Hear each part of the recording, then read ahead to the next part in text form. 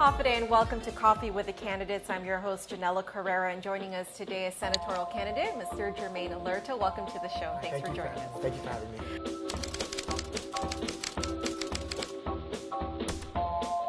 All right, so I'm going to start off by asking some fun questions before we get to the serious stuff. Netflix and Hulu, what do you have on queue? Well, I can't afford both, Janella, but on my Netflix account, I have a bunch of political things, West Wing, House of Cards, Scandal, and Parks and Recreation to balance out the humor. I love all those shows. Oh, so they're great. Good choice. They're great choice, yes. All right, what about in terms of, let's go with your song choice. What are some of the genres that you listen to? Oh, I love all sorts of music. R&B, one of my favorite.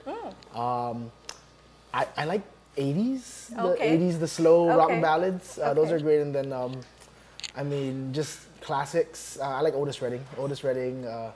Stevie Wonder, that type Yeah. of music. Yeah, my favorite song would have to be Try a Little Tenderness by Otis Redding. Wow. Yeah. Okay, great. We'll see if we can play it a little bit that later. All right. So, what about hobbies? In terms of hobbies, what do you do? I like to paddle. I paddle. I'm part of the Guam Kayak and Canoe Federation. I love to paddle. Paddle and just different sports. I like golf. I grew up in a family that played baseball and volleyball a lot, so Okay. I still enjoy that. I'm older now, so maybe not as active in those sports anymore, but definitely paddling and golf are some of the things I like to do nowadays. All right. Well, great. So let's start off with the obvious question. Why are you running for senator? Oh, well, I've been working in the government for over a decade, and throughout the years, I've seen a change in how some of our leaders are representing the people who elected them to serve. And just talking with family and friends, they've expressed some disappointment in how they're being represented in the legislature, and I want to go ahead and use the experience I've gained to give back to the people by serving them. Okay. What kind of educational background? I know you mentioned that you have some background working in the legislature for some senators, but in terms of education, tell us what kind of qualifications you had that would make you a good candidate as senator. Well, I'm a product of the public school system here on Guam. I also attended the University of Guam, and I think just me being there and interacting with the people that I've interacted with and learning some of the things I've had the opportunity to learn, it gives me a pretty good outlook on what some of the things people are going through right now. So it's very easy for me to kind of soak in all that information and kind of get a clearer picture of what people's lives are like and what are some of the things they expect their government to do in order to help them improve their lives and their families' lives. Okay. And on that note, what are some of the issues that are important to you? I know there's a lot, here in Guam, Yes. but some of the bigger issues that are important to you. Well, currently, I think in terms of the government, I think there's a big need to kind of rein in how our government spends. I think we spend on a lot of things that aren't necessarily priority areas of our government, and I think we need to go. We need to have leaders in there who have that mindset of really focusing and bringing money or directing money towards our priority areas. That also, and then I want to also help improve our infrastructure in terms of our roads, and also just in any way kind of have financial government accountability, and have that translate into more money to spend in the areas in our government that need it the most. You kind of already alluded to the kind of issues that you would be looking into as senator if elected. What would be? Have you had a chance to think about what would be your first legislation if elected? What you would introduce? Okay, well, the first thing I would introduce, if it hasn't already been completed by the end of this current term in the legislature, is a repeal or a reduction of the pay raises that were implemented a few years back. Okay. That would be the first thing, if not already done. Then one of the other things I want to do is I want to direct some of our tourist attraction funds towards fixing our main roads here on Guam. I know there's some legislation that allows tourist attraction funds to be used by the mayor's offices to address some of the problems in the secondary roads found in the villages. But I also want to use that same equation to give money to our main roads here on Guam using the same funding source. Okay. One of the bigger issues that's been talked about this political season, is medical marijuana. I know it was passed by vote a couple of years ago, but it still hasn't been completely implemented.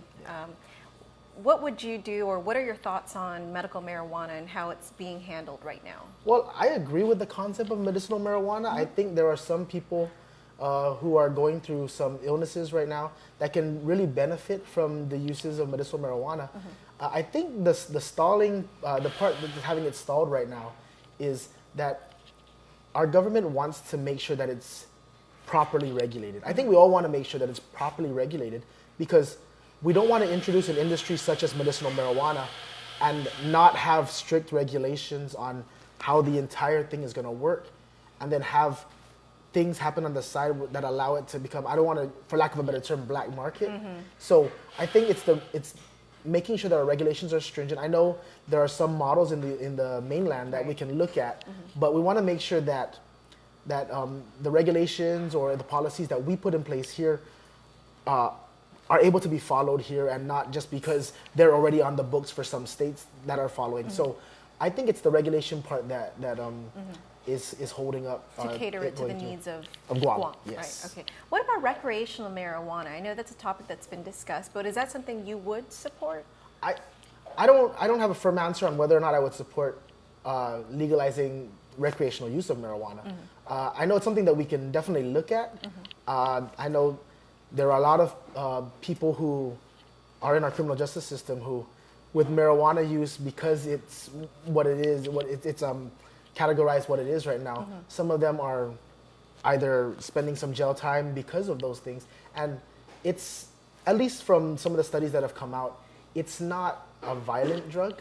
And but again, I'm putting the cart before the horse. Right. I think we need to make sure that medicinal marijuana use right now is beneficial, and make sure that it's properly followed and implemented. Like a priority. Yeah, and we make sure that that goes through first, because I think medicinal use is the true benefit of marijuana.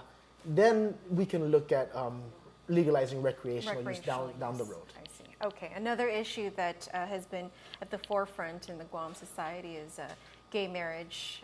Last year, the U.S. Supreme Court, ruled on that.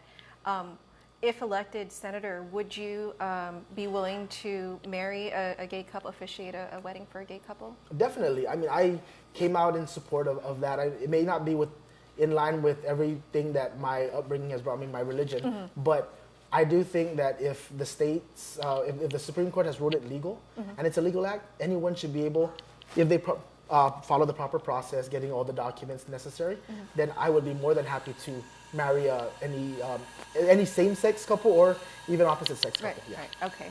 And another topic, again, that's been at the forefront of the Guam society is self-determination. I know there has been some question as to whether it should be brought up now or done now, the plebiscite vote, or wait till later. What are your thoughts on self-determination and the political status of our island? Well, as a member, as the speaker actually of the Guam Youth Congress, oh gosh, maybe a decade ago, I had the opportunity to sit on the Commission on Decolonization, and that brought together the three options that I think our government's pushing for, which is statehood, free association, and independence. And me personally, I've always seen independence as a very desirable option. Now, in this day and age, it's probably the least attainable, the least realistic. But I've always valued, being a child of a service member, I've always valued our relationship with the United States, right? And I understand that we're Guam is very a strategic location for the U.S. military.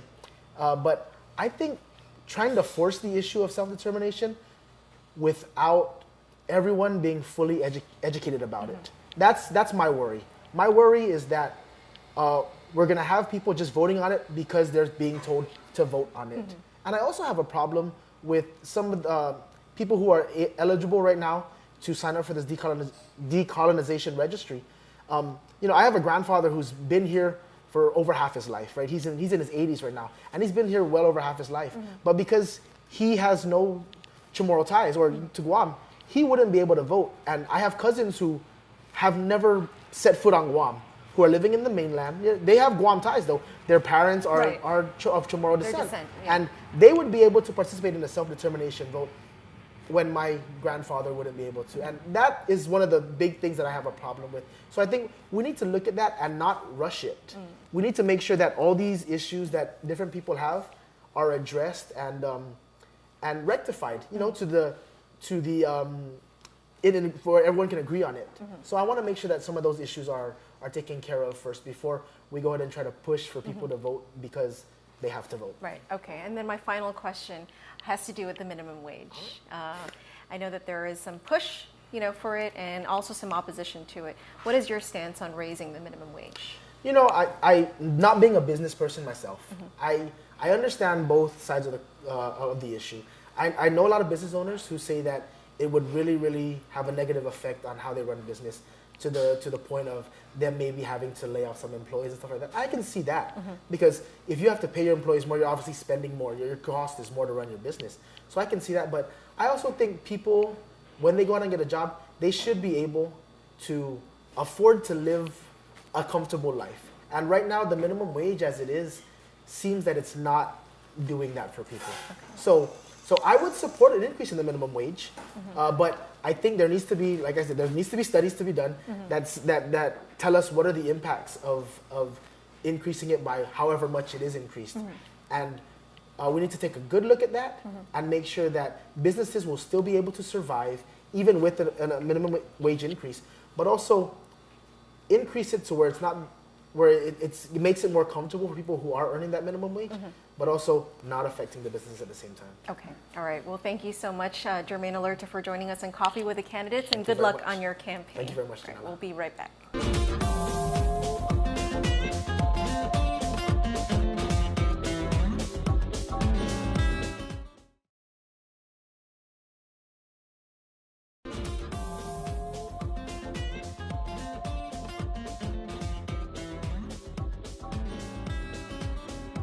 Hafaday, and welcome back to Coffee with the Candidates. I'm your host, Janella Carrera, and joining us now is Joe S. Sanagasine, senatorial candidate. Welcome, Joe, to the show. Thanks for joining us. And thank you for the invitation.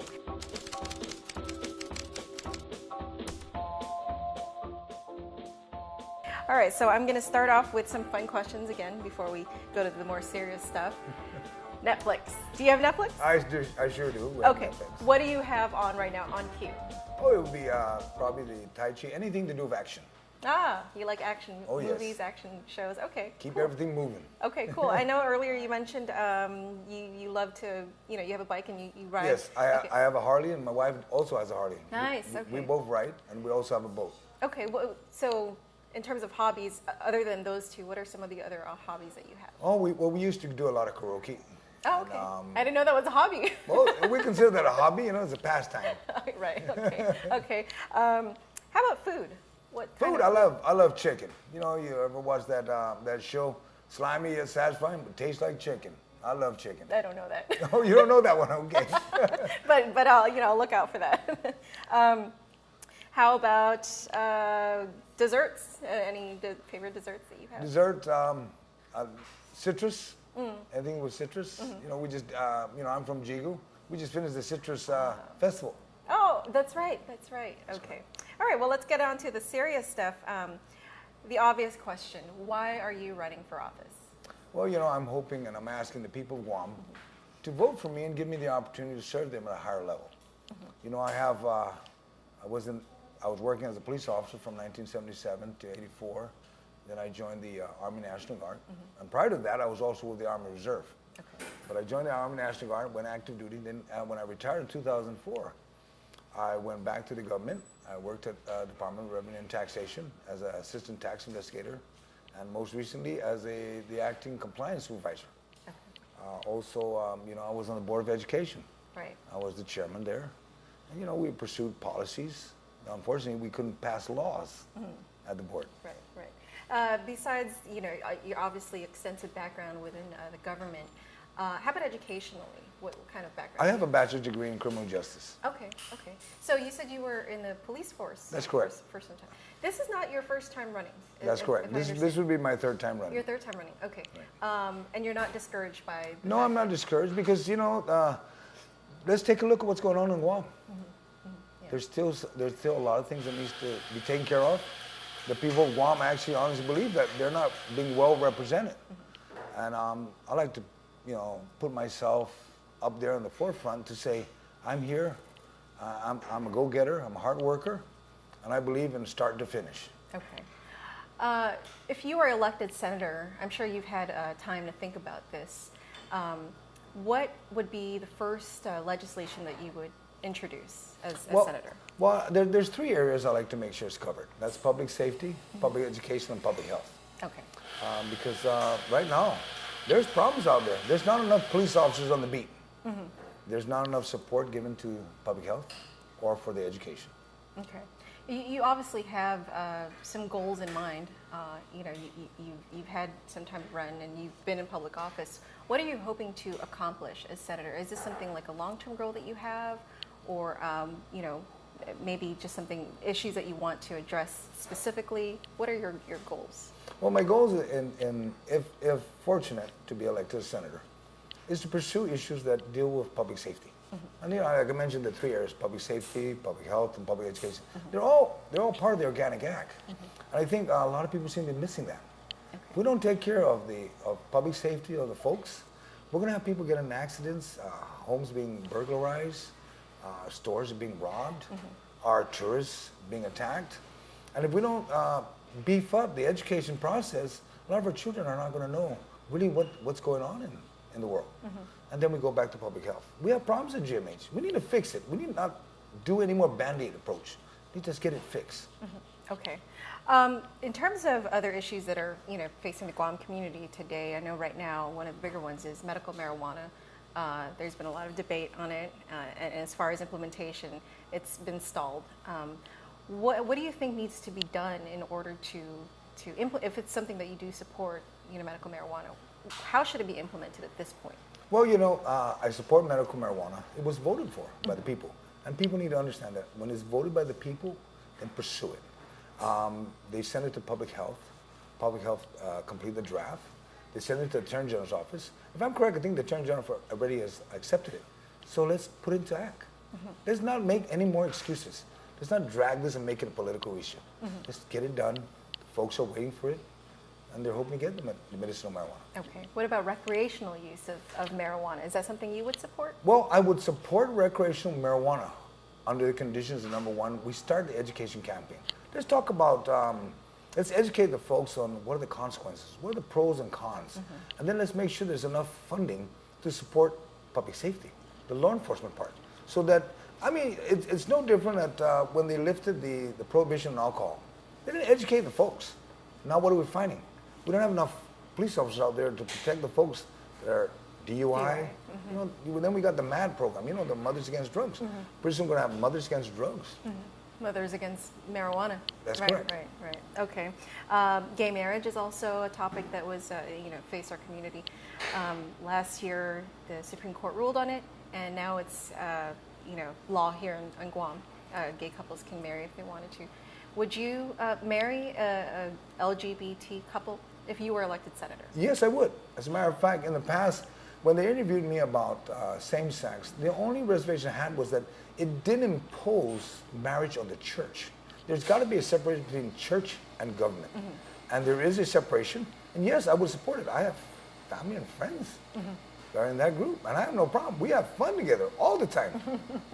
I know that you were on the board for the Guam Education Board. That's correct. You were the chairman at one point. Yes, I was there for 6 years. And one of the issues that the superintendent has just brought up recently is the use of bathrooms for, transgendered.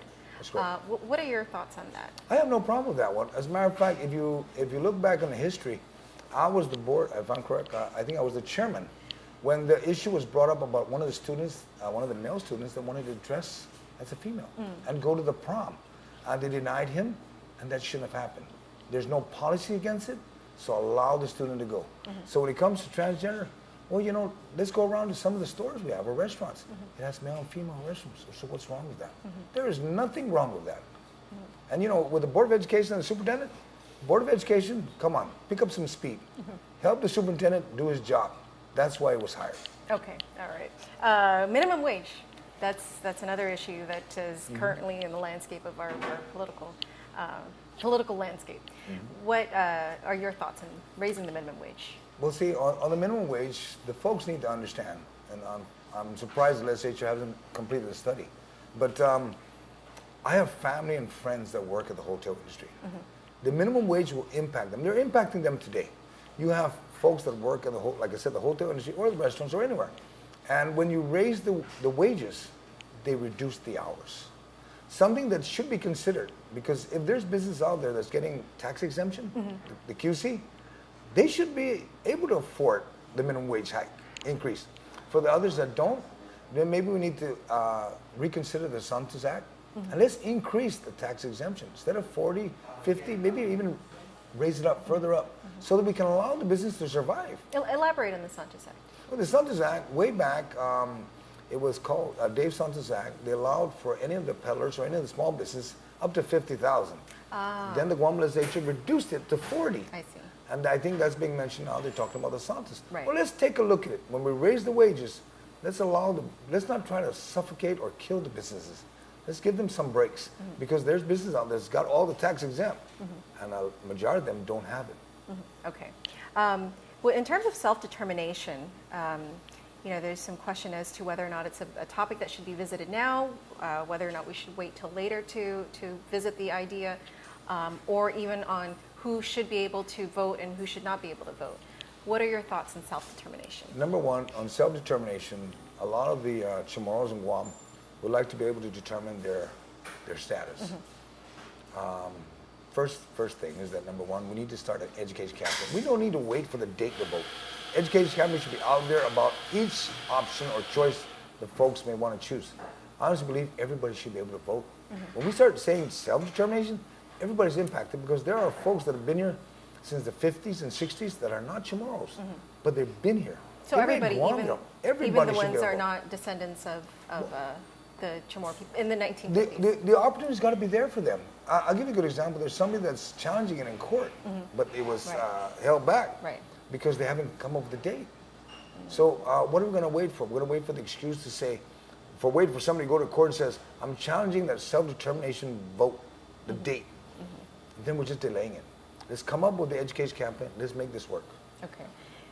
You don't think that this would perhaps, maybe not so much anger, but upset, the ones who are really for the plebiscite vote of those who were affected by it in the and their descendants? Well, you can do that. You can do that vote. But at the bottom line, tomorrow, it's going to be everybody that should decide. Because you know what? This election, it's not voted by a selected group. It's voted by everybody that's registered to vote. Okay. Right. So everybody should decide the fate of Guam. My final question for you, why should the people of Guam vote for you? Well, I'm a hard worker. I'm very determined to start to finish, like I mentioned earlier. When I start a program or start any action, when I start it, I'll walk it all the way to the end. And if I introduce a bill, I will finish it to the end and make sure that it works, if not amend it to work. All right. Well, thank you so much, Joe S. San Augustine. Good luck on your campaign. And thank you very much. Thanks for joining us All on right. Coffee Win the Candidates. My name is Janella Kerr. I'm your host. Thank you again for watching. Until next time.